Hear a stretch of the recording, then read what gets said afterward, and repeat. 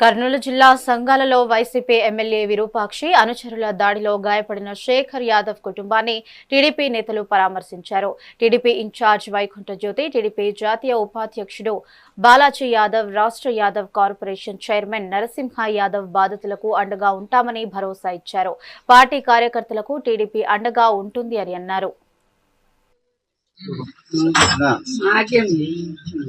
దాడులు, దళితులపై దాడులు, యాదవులపై దాడులు, గిరిజన వర్గాలపై దాడులు, వైఎస్ఆర్ కాంగ్రెస్ పార్టీ దుర్మార్గాలు, ఓటర్ల పార్టీ అరాచకత్వం, వైఎస్ఆర్ పార్టీ అరాచకాలు, జగన్మోహన్ రెడ్డి దుర్మార్గ వైఖరి.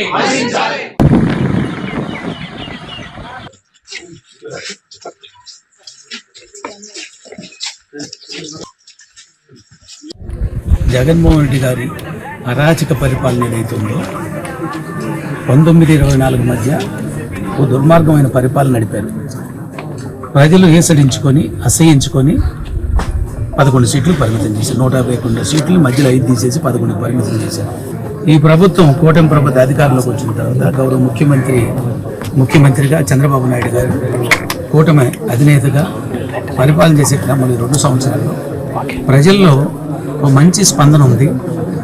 ఏదైతే ఎన్నికల హామీలు ఇచ్చారో వాటితో పాటు ఇవ్వని హామీలు కూడా అమలు జరుగుతూ సూపర్ 6 పథకాలు కానీ, అదేవిధంగా వికలాంగులకి బస్సు ఫెసిలిటీస్ ఇవ్వడం కానీ, ఫ్రీ బస్సు సౌకర్యం కల్పించడం కానీ, అనేక కార్యక్రమాలు చెప్పకుండా కూడా, అదేవిధంగా జగన్మోహన్ 10 లక్షల కోట్లు అప్పులు చేసి రాష్ట్రాన్ని అవాసుపాలు చేసిపోతే, అప్పులమయం చేసిపోతే, ఒక పక్క అప్పులు కట్టుకుంటూ మరొక పక్క కోటాను కోట్ల రూపాయలు సంక్షేమ కార్యక్రమాలతో అమలు చేస్తున్న పరిస్థితుల్లో రాష్ట్రంలో ఉన్న ప్రజలందరూ కూడా కులాలు మతాలకు అతీతంగా అన్ని వర్గాల ప్రజలు చంద్రబాబు నాయుడు గారి నాయకత్వం, ఈ రాష్ట్ర ప్రభుత్వం ప్రజా సంక్షేమం చేస్తున్నటువంటి మంచి పేరు రోజు రోజుకు పెరుగుతున్న క్రమంలో ఏదైతే ఒక దౌర్జన్యకారులుగా, ఒక దుర్మార్గులుగా హత్యలు వాళ్ళు చేసి వేరే వాళ్ళ మీద పెట్టే విధంగా దొంగని పరిగెత్తినట్టుగా జగన్మోహన్ రెడ్డి గారు ఏదైతే హత్యా రాజకీయాలకు నిలయమయ్యాడో, హత్యా రాజకీయాలు రాష్ట్రంలో చేశారో, సొంత చిన్నాన్నను కూడా చంపుకొని తెలుగుదేశం మీద పెట్టారో వాస్తవాలు ప్రజలందరూ తెలుసుకొని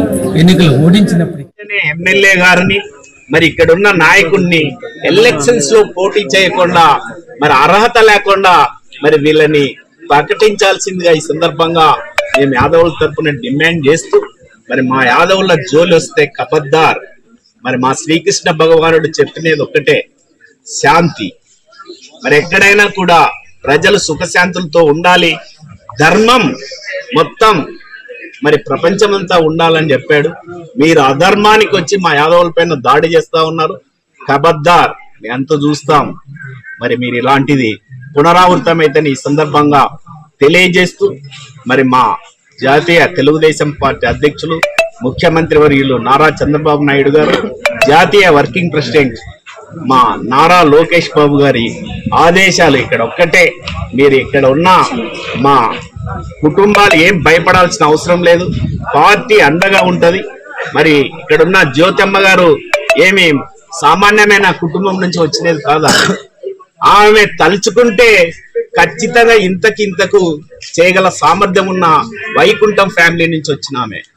కానీ పార్టీ కట్టుబాట్లకు క్రమశిక్షణ కట్టుబడి ఊరికే ఉంది. కానీ లేకపోతే మరి మీరు ఎక్కడుంటారో ఒక్కసారి ఆలోచన చేసుకోవాల్సిందిగా ఈ గొడ్డల్ పార్టీ నాయకులను హెచ్చరిస్తా ఉన్నాం. ఎమ్మెల్యే గారిని